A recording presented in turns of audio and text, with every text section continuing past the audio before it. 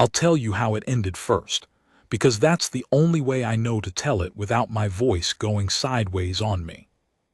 I came back to Dry Willow Creek in the third week of August, 1881, 18 years after I'd ridden out of it without a word to anyone who mattered. I came back on a county land assessment job, telling myself it was just work, telling myself the territory was big and I'd ride through the creek bottom, do my notes, and be gone by Thursday. I came back on a gray horse named after a card game I'd lost, with a county seal on my saddlebag and a pocket watch in my shirt that I had no business carrying.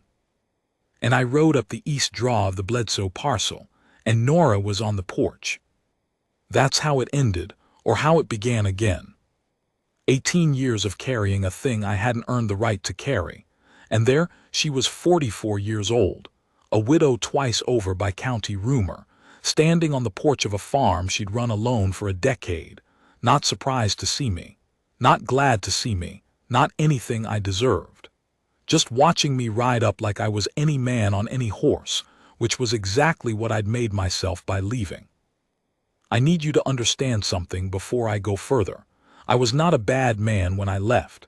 I was something worse. I was a young man full of pride who thought the kindest thing he could do was come back when he had something to show for himself. I was 26 and certain I'd be gone 2 years, maybe 3. Come back with money, come back with land, come back with the right to ask Nora Bledsoe to stand beside me on a permanent basis. That was the plan. The plan had a great deal of confidence in it and very little understanding of how time works, or how a woman works, or how a man's intentions look from the outside when he rides away without a word. 2 years became 5, 5 became 10, 10 became the arithmetic you stop doing because it doesn't help anyone. I kept her father's pocket watch the whole time. Harlan Bledsoe had pressed it into my hand the morning I left. He was 63 then, a square, deliberate man who'd built that farm out of creek bottom and stubbornness, and he'd found me saddling up before first light and hadn't asked me anything foolish like where I was going or why. He just stood there in the dark until I noticed him, and then he held out the watch, a good one, silver, with a dent on the left side from some argument with a fence post, and he said, "You'll want something to tell time by." That was all, no speech, no threat, no request. I should have understood that he was handing me his daughter's future and asking me to hold it carefully. Instead, I understood that he was giving me a watch. I took it and rode out before the sun cleared the mesa. Harlan died 4 years after that. I heard about it from a man I met in a cattle camp outside of Tucson, who'd passed through Dry Willow Creek on a freighting run and mentioned the Bledsoe farm and the old man who died in February, quiet in his chair. By then I had enough money to go back. I didn't go back. I told myself Nora had other people, had her life, had moved on, told myself it would only complicate things for her if I showed up 4 years late, hat in hand, disrupting whatever she'd built. That was also pride dressed up as consideration. I was good at that. I kept the watch. The county seal that got me back to Dry Willow Creek was for a land dispute between 2 neighboring parcels in the creek bottom, a grazing rights argument that had festered for 3 years and finally needed a proper survey and assessment before the circuit judge could do anything with it.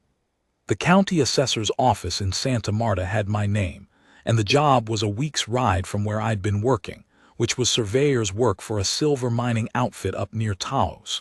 Clean work. Quiet work.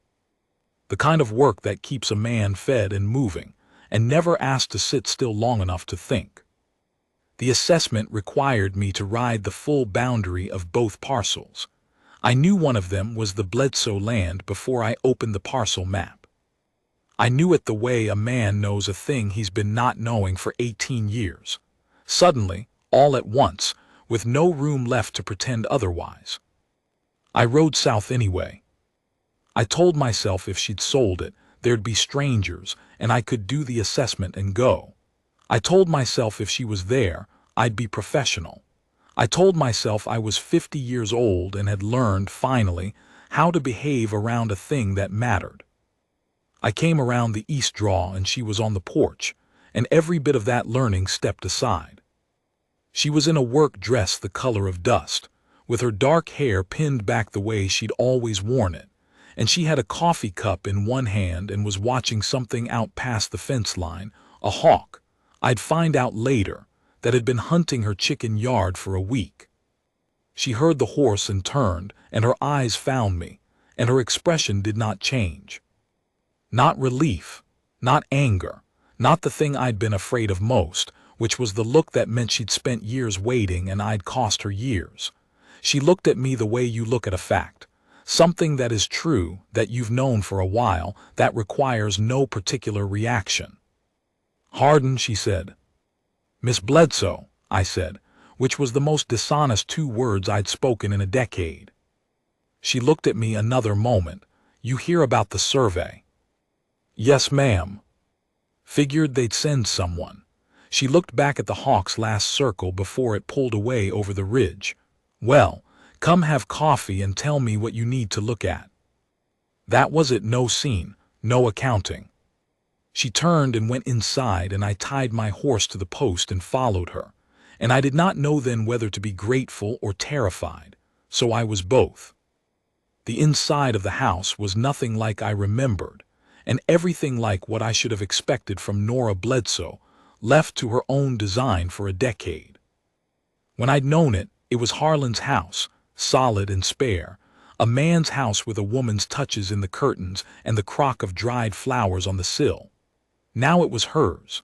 Bookshelves where the gun rack had been, a work table in the corner with survey maps and ledgers on it, which I noticed before anything else, and which made me feel like a fool all over again for being surprised. A kitchen that smelled of coffee and sage and something baking, and a cat the color of old wood sleeping on the window bench who opened one eye at me, and determined I was not interesting. Nora poured coffee without asking how I took it. She remembered, same as she always had, that I took it black. That she remembered was the second crack in what I'd been telling myself, that she'd moved on, that 18 years made a clean break, that I was just a man she'd known once. A woman who remembered how a man took his coffee 18 years later had not made a clean break. Whether that was a good thing or a terrible one I couldn't have told you then. "The dispute's on the north boundary," she said, sitting across from me and wrapping both hands around her own cup. "Bowden claims I'm running cattle on his water access. I'm not.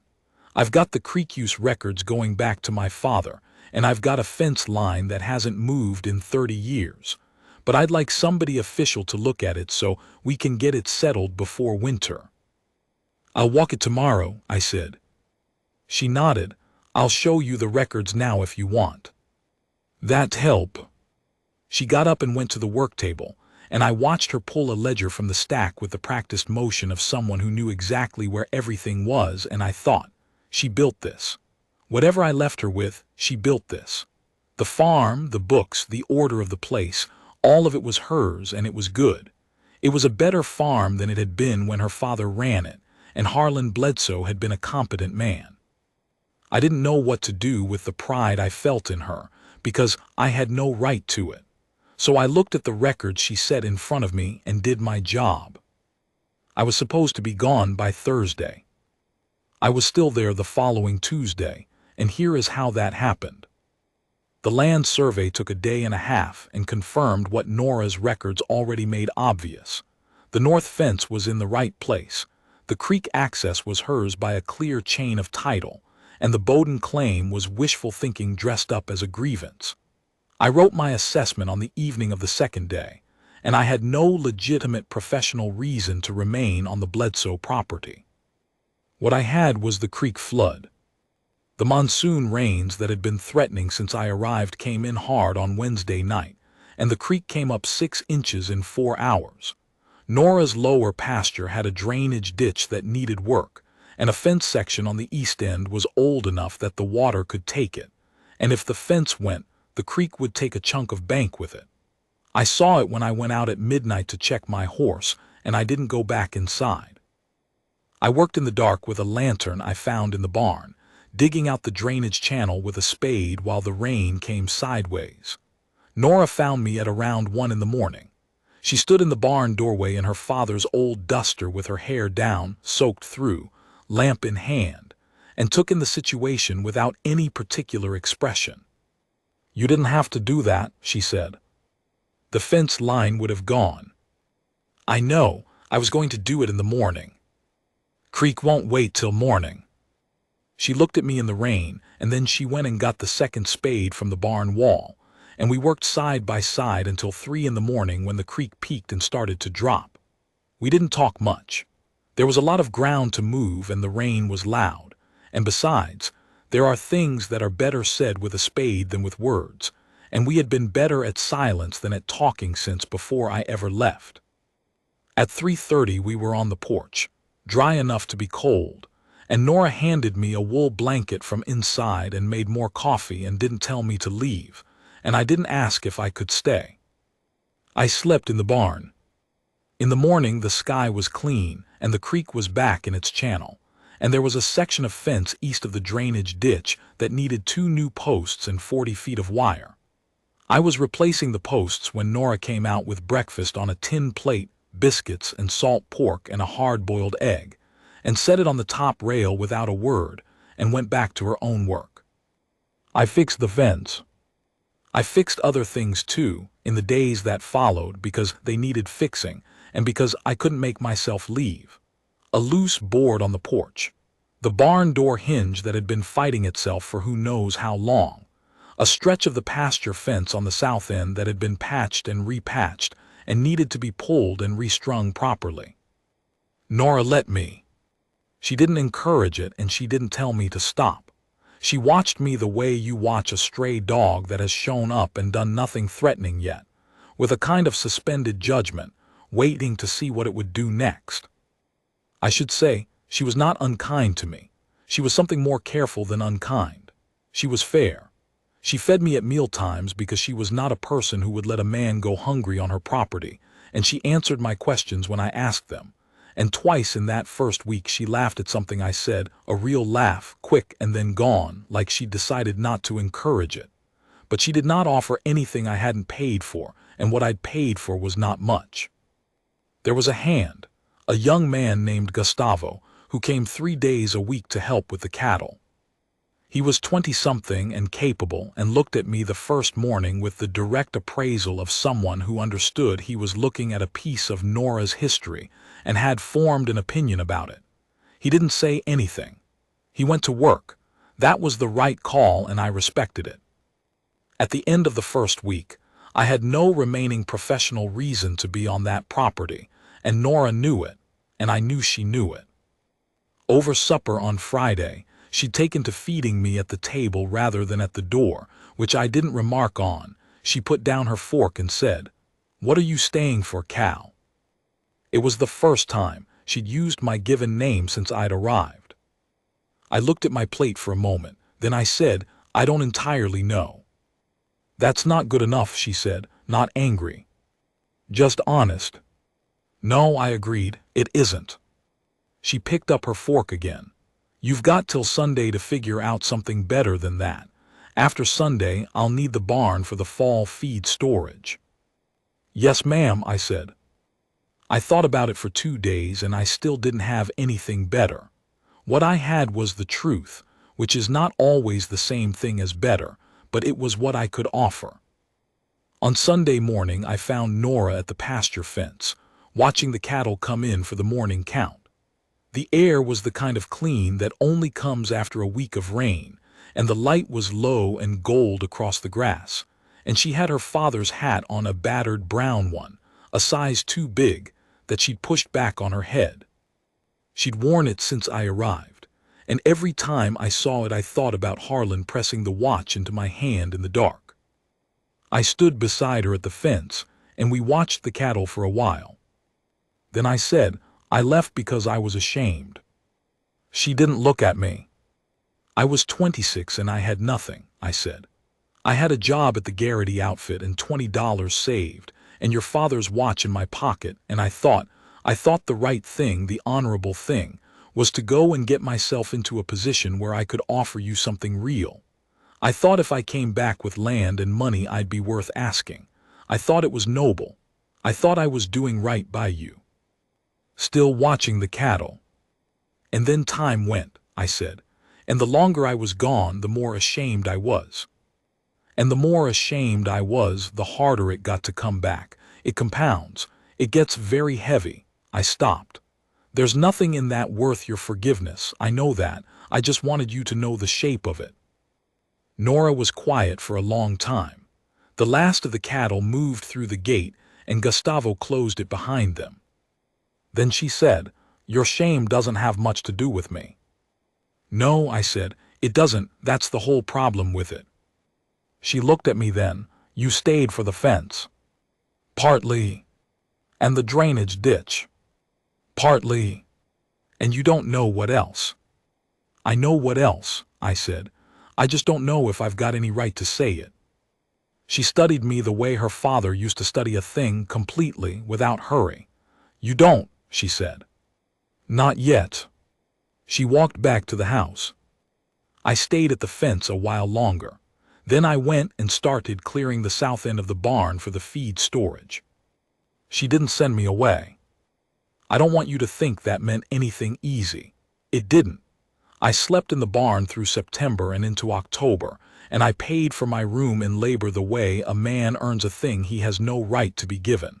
I rode the fence lines. I helped Gustavo work the cattle. I fixed the things that needed fixing and some that didn't, just to have something useful to do with my hands. What changed slowly, the way a creek changes a bank, not all at once but one grain of earth at a time, was the distance between us. It started with the evenings. Nora read after supper, at the table by the lamp, and she had started leaving my coffee cup out when she made her own pot. Not inviting me, just leaving it. I poured myself a cup and sat at the other end of the table with the county survey maps I was supposed to have sent back to Santa Marta 2 weeks ago, and we sat in the same light without talking, and that was a kind of conversation that didn't require words. Then it was the book she left on the barn rail one morning, a surveyor's handbook new, with a strip of paper marking a section on creek bed assessment. No note, just the book on the rail where I'd see it. I read the section and didn't say anything, and she didn't say anything, and that was also a conversation. It was the evening in late September when the temperature dropped hard, and I came in from checking the fence to find she'd moved my supper to the inside table instead of the porch, and the stove was going, and she'd made enough for 2 without remarking on it. It was the morning she found me at her father's grave, a flat stone under the cottonwood at the east edge of the property, which I'd found while clearing brush, which I hadn't been able to walk past without stopping. She came up beside me and didn't ask me anything. We stood there together, and then she said, "He didn't hate you, you know. He was disappointed. There's a difference." "I know," I said. "He would have wanted you to come back sooner." "I know that too." She put her hand on the fence post beside the grave and leaned on it a moment. "He kept one of your letters, just the one." I hadn't known she knew about the letters. I'd sent 2 over the years early on, after I'd heard about Harlan dying, clumsy things that said almost nothing because I hadn't known how to say the real thing without it sounding like an excuse. I'd addressed them to the farm. I hadn't known if they'd arrived. "The one in 1867, she said. "He kept it in the watch box." The watch box, where the pocket watch had been before he'd handed it to me. I took the watch out of my shirt and held it in my palm, the silver one, the dented one, the one I'd carried for 24 years. She looked at it without surprise, which meant she'd known it was gone from the box and had figured where it went. "I should have come back," I said. "Yes," she said simply, "you should have." She walked back to the house. I stood at her father's grave for another few minutes, and then I went back to work, and I left the watch on the fence post of the grave because it seemed like the right place for it, and I felt lighter without it than I'd expected. October came in cold, the way it does in the creek bottom when the wind changes. The cattle were in good shape for the season. The fence lines were solid. The drainage was clear. I had run out of legitimate reasons to stay so many times that I'd stopped counting them, and Nora had stopped counting too, or stopped saying so, which amounted to the same thing. What I had were reasons that weren't about fence posts and ditch work. I had the evenings by the lamp. I had the conversations we were having, not about what I'd done, not circling back to the leaving, just the daily talk of two people who are learning each other again, which is a different enterprise than learning someone for the first time because you're doing it over the rubble of what you already knew. Nora was not the 26-year-old girl I'd left, any more than I was the 26-year-old man who'd left. She was steadier, harder in the way that useful things get hard, and funnier. I hadn't remembered how funny she could be, dry and quick, the kind of funny that doesn't announce itself. She'd read more than anyone I'd met in 20 years, and she'd formed opinions from it, and she'd share them if you asked and not if you didn't. She asked me once in October what I'd been doing for 20 years, not accusing, just asking. I told her, the surveying outfits, the cattle camps, the silver mine work near Taos, the years that had a shape and the years that didn't. She listened without interrupting, which was more than the subject deserved. When I'd finished, she said, "Were you happy?" I thought about it. "No," I said, "not particularly. But I was busy." "That's not the same thing." "I know." She looked at me. "Were you lonely?" I looked at the lamp. "Yes." She nodded, like that was the answer she'd expected, and it confirmed something she'd been thinking for a while. Then she picked up her book and went back to reading, and I sat there feeling like something had been measured and found to be true, and I wasn't sure yet whether that was a good sign or a closing of the account. In the second week of October, Bowden, the neighbor with the water claim, made one more attempt. He rode up to the property line with two men from the county seat and told Nora he was filing a second complaint on the grounds that my assessment had been compromised by my presence on her property. Nora stood on her porch and listened to this without moving. Then she said, "Mr. Hardin is employed by the county assessor's office in Santa Marta. He assessed my property according to the county's methods using records that go back 30 years and a fence line that hasn't moved in all of them. If you've got an argument with the assessment, you take it to the circuit judge in November like everyone else." She looked at his two men. "And I'd appreciate it if you take your business off my property line." Bowden looked at me. I was standing at the barn door with a fence post in my hands and nothing useful to say that Nora hadn't already said better. "The judge'll hear different," he said. "The judge'll hear the survey record," Nora said. "Good day, Mr. Bowden." He rode off. His men rode off. Nora came down the porch steps and walked toward me, and I was going to say something about the circuit judge and the assessment record, and she said, "He's wrong and he knows it. The survey's solid." "It is," I said. "Good." She looked at the fence post in my hands. "South pasture." "Yes, ma'am." She nodded and went back to her work, and I went back to mine. That evening, she put both coffee cups on the same side of the table. I didn't say anything.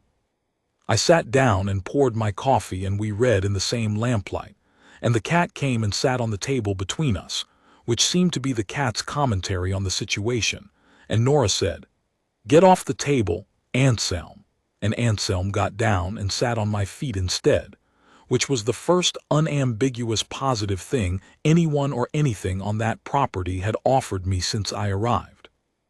It was Gustavo who asked me directly, one morning in the third week of October while we were working a stretch of fence together.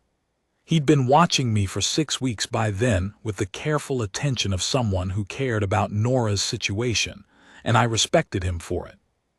He said, "You plan on leaving?" "No," I said. Then I stopped and thought about it properly, the way the question deserved. "No, I don't plan on leaving." He looked at me. He was young enough that he hadn't developed the frontier skill of hiding what he thought, which I'd had for so long I'd nearly forgotten what thinking looked like on a face. What was on his was the arithmetic of the situation. A man who'd left once, who'd said he wasn't leaving again, who was sleeping in the barn. Whether those things added up to something or not was what he was calculating. "She doesn't say much about you," he said. "About before." "No, she wouldn't. What she does say is," he stopped, re-choosing his words, "she's careful about letting things matter." "I know," I said. "She has reason to be." He looked at the fence line and then back at me. "She lets the farm matter, her father's grave. The cattle, she knows all their names, which strikes me as excessive, but," he shrugged, "she lets things matter when they've proven themselves." "I understand," I said. He picked up the wire stretcher. "I'm glad you understand," he said, in the tone of a man who is done explaining and expects results. We fixed the fence. November came and the circuit judge ruled on the Bowden complaint in 2 hours and found entirely in Nora's favor, which had been the only reasonable outcome, and which allowed Bowden to spend the winter being wrong in peace. I rode to the county seat with Nora for the hearing and rode back with her, and on the way back she talked more than she had in any single stretch since I'd arrived. About the farm's plans for the following year, about a section of the north pasture she wanted to open up, about a particular bloodline of cattle she'd been thinking about bringing in from a ranch up near Raton. She talked the way a person talks when they're thinking out loud in company they trust, and I listened the way I should have listened 30 years ago, and we got back to the farm as the sun was going down behind the mesa, and the smoke from the chimney was visible from the ridge. She stopped her horse on the ridge and looked at it. "My father built the chimney himself," she said. "It took him 3 tries to get the draw right." "I remember," I said.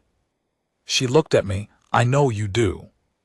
We rode down to the barn and she put up her horse and I put up mine, and we went inside and she made supper, and I set the table without being asked, which I'd been doing for 3 weeks, and we sat down and ate, and it was the most ordinary thing in the world, which made it the finest thing I'd sat down to in 20 years.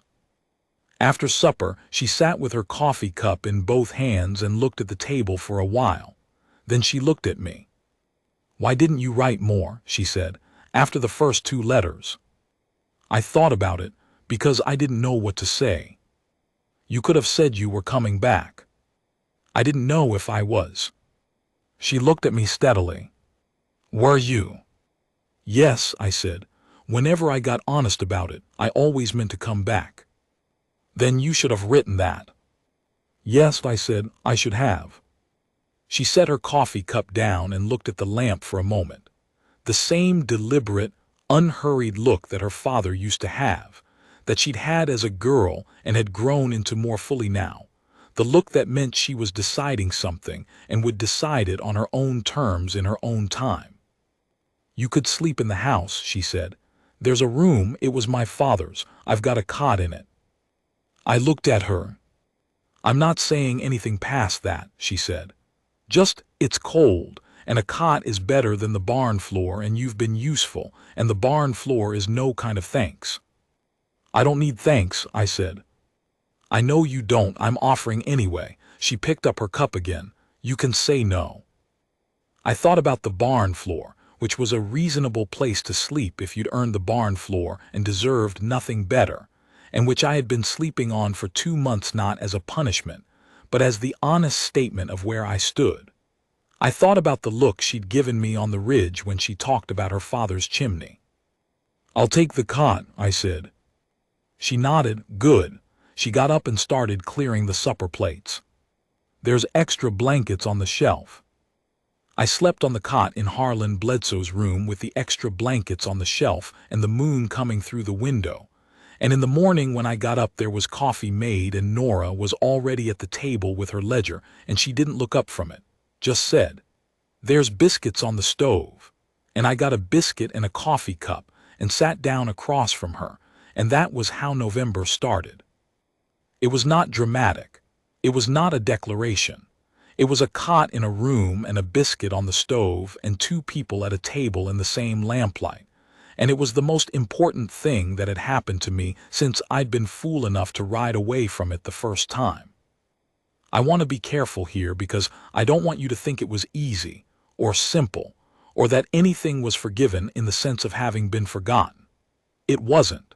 There were mornings when Nora was quiet in a way that was not comfortable, and I understood she was measuring the distance between the man in front of her and the man who'd left, and I sat with that quietly because it was fair. There were evenings when something I said, nothing important, just a turn of phrase or a memory shared, would land in the wrong place and she'd go still, and I'd know I'd hit something, the outline of an old hurt, and I'd let it rest, and she'd let it rest, and we'd go back to the table, and the lamp and the ordinary work of being in the same place. What grew between us in those months was not a feeling. It was a practice. The daily repetition of the small things, the coffee cups, the table set, the fence line checked, the supper made, that over time become the thing you can't imagine not having. Not a rush of feeling, but a structure, the way a fence is a structure, made of posts and wire and a certain amount of stubbornness, and if it's built right it holds. By December I was riding the fence lines as a matter of course, and Nora had stopped explaining why she needed things done the way she needed them done, which meant she trusted my judgment, and I had started finishing her sentences when she was talking about the farm's plans, and she'd let me, which meant she was thinking of it as a shared enterprise. Gustavo watched all of this and kept his counsel, which I respected. The cat Anselm had moved permanently to my cot, which I did not respect but accepted. The week before Christmas, a word I use loosely, since Nora kept Christmas the way her father had, which was with a good meal and a quiet acknowledgement and no fuss. She came into Harlan's room in the evening while I was reading the surveyor's handbook she'd left on the barn rail, and she sat in the chair by the window and folded her hands in her lap and looked at me. "I'd like you to stay," she said. I put the book down. "Past the winter," she said, "past spring. I'd like you to stay and mean it the way you'd need to mean something that was a permanent arrangement, not as a hand, not as a man working off a debt." She paused. "As mine." I didn't say anything for a moment because the word had landed in a way I hadn't prepared for, which was that it was the same word I'd been meaning to ask for and hadn't known how. "I don't deserve that," I said. "No," she agreed, "but I'm not offering it because you deserve it. I'm offering it because I've thought about it for 4 months and it seems like the right thing, and I'd rather have the right thing than the fair thing." She looked at me steadily. "You can say no." "I'm not going to say no," I said. "Good." She unfolded her hands and put them on her knees. "Then we'll sort out the particulars in the morning." She went back to the kitchen. I heard the kettle on the stove and the sound of her moving about in her ordinary evening way, and I sat in Harlan Bledsoe's chair in Harlan Bledsoe's room with the surveyor's handbook in my lap, and the moon coming through the window, and Anselm on the cot regarding me, with the blank superiority of a cat who has known all along how this was going to go. The particulars in the morning were practical and straightforward and very like Nora. She had conditions, not written down this time, but spoken clearly, which was her way. That the farm ran on her ledger and her judgment, and my input was welcome, but the final word was hers. That Gustavo stayed on because he was good work and she trusted him. That if I left again, for any reason, we would both have to live with that, and she would live with it by being fine, and I would live with it by knowing I'd had the right thing and thrown it away twice, which was a particular kind of permanent. I agreed to all of it. I had no objections to any of it. And then she made breakfast, and I set the table and Gustavo arrived, and we worked the cattle and fixed a section of pasture fence, and made the ordinary rounds of a December morning on a New Mexico Territory farm in 1881. And that was how it was.